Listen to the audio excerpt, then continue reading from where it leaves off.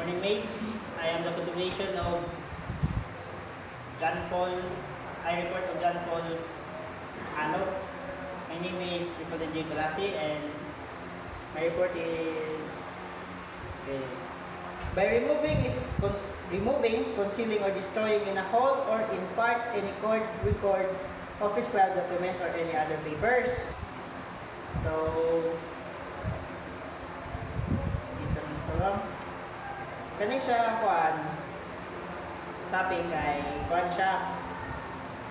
Primili kung silang ituyo ni mo ako ba? Tabuan ni mo, tamtangon, or gubod mga papilis nga importante sa korte sa mga opisina na hindi mo para dili makitaan sa or dili magamit sa sa nga para may ebidensya o kanang mga documents mo na documents o kanang for example kanang naa kay kaso sa korte tapos para aron dili mapildi dili ka mapildi kawat nimo ang file sa sa imong kaso para walay ebidensya magamit sa imo so, kana kalapasan sa balaod. Okay, next article 316. So kani siya is article 316. Other forms of swindling, the penalty of arresto mayor in its minimum and medium period, and a fine of not less than the value of the damage caused, and not more than 3 times such value shall be imposed upon. So, kani number 1 or for experience say lang so kani mga paagi sa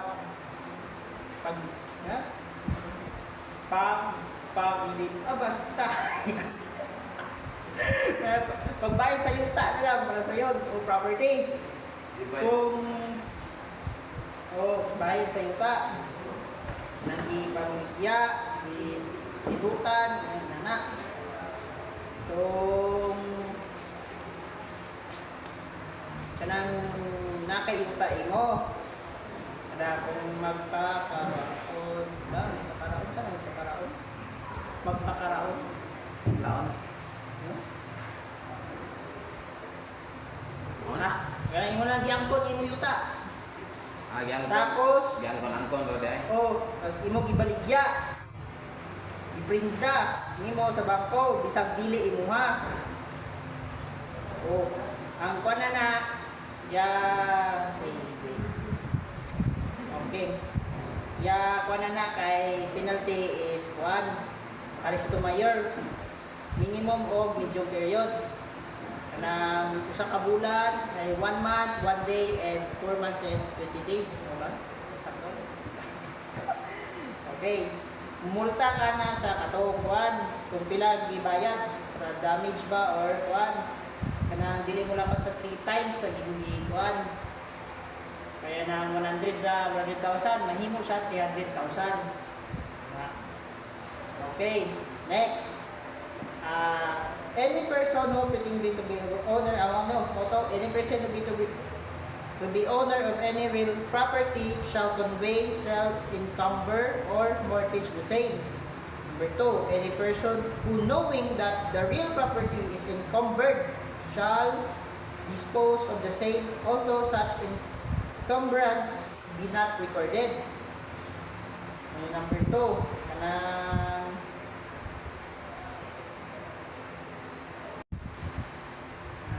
number 2 is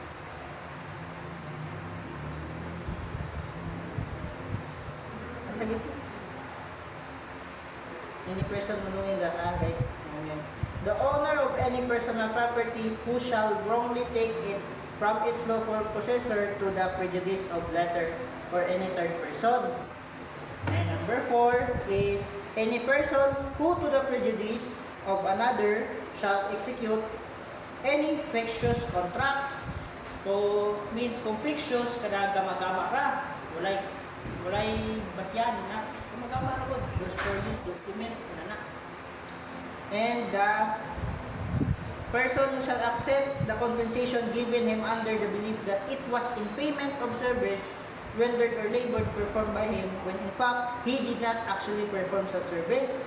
Kato ni mga tao nga example kanang gi-hire ka nga mugama o abi gipatrabaho. Okay, gipatrabaho pero gidawat nimo mo sweldo nga wala ka ning trabaho, bisan kabalo ka nga wala ka ning trabaho. Okay. Pagbayad trabaho, nga wala ka ning trabaho. So, gihire ka. So, yataga ka 5,000 para materials. Pero wala ka himo. Wala ka nagtrabaho. Ang kuana na penalty is aresto mayor ug multa nga kung 1 to 2 times ba sa damage. So, number 3. Number 3. Number 4, number 5. Number 6 na ta. Any person who while being surety in bond given in a criminal or civil action without express authority from the court or before the cancellation of his bond or before being relieved from the obligation contracted by him shall sell mortgage or property with which he granted the fulfillment of such obligation. Ngayong pagbaligya sa mga property nga imong gi-guarantee. Garantiya. Garantiya. Kanang nagperma ka sa as a guarantor, surety sa kaso sa lain iyang property nga gigamit as guarantee, gibaligya o giprinda nimo to nga wala pay tulot, wala kay kwan, Wala consent. o consent sa korte o kanang example nagpirma ka nga imong sakyanan ang collateral para makagawa sa yansa ang imong amigo. Ibaligyan nimo ang sakyanan sa wala matapos nga kaso. Saan na? Wala pa na man ang case ni baligyan ang sakyanan. Okay. Ang silot na niya or penalty is aresto mayor or multa nga 1 to 3 times sa damage. O kwan. Article 17, swindling a minor. Nang pang kwan. Basal meaning. Okay. Any person who taking advantage of the inexperience or emotion or feelings of a minor to his detriment shall induce him to assume any obligation or to give any release or execute a transfer of any property right in consideration of some loan money, credit, or other personal property, whether the loan clearly appears in the document or is shown in any other form, shall suffer the penalty of aresto mayor and a fine of sum ranging from 10% to 50% of the value of obligation contracted by the minor. Kanini siya ang kuhan.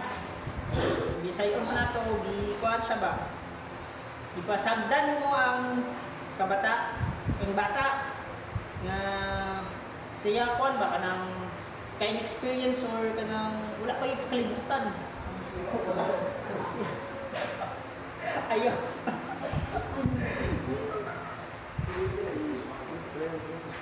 Nga kuhan nga, kuhan siya. Para mupirma sa imong kanang fraudulent nga kuan papilis o kanang sa tuman o kanang kontrata, utang o baligya iyang property. So kaniya giingnan nimo ang abi lalong sa 16 nasa mga 14 na basta ba mulay mga kalibutan pa gibaligyaan nimo iyang cellphone nga 4,500 ra kay dako ra ba ko kaog utang nako pero wala dito kanang gipasagdan nimo ang bata pa siya og dili malibugan libungan Basta, ang penalty na is Aristo Mayor. So, multa nga 10% to 15% na kantidad sa kontrata or sa inyong contract. So, Article Article 318, other deceit. The penalty of Aristo Mayor in a fine of not less than the amount of damage caused and not more than twice such amount shall be imposed upon any person who shall defraud or damage another by any other deceit not mentioned in the preceding articles of this chapter. Any person who for profit or gain shall interpret dreams, make forecasts, tell fortune, or take advantage of any credulity of the public in any other similar manner shall suffer the penalty of Aristo Mayor or a fine not exceeding 40,000 pesos. So, kanina tong kuan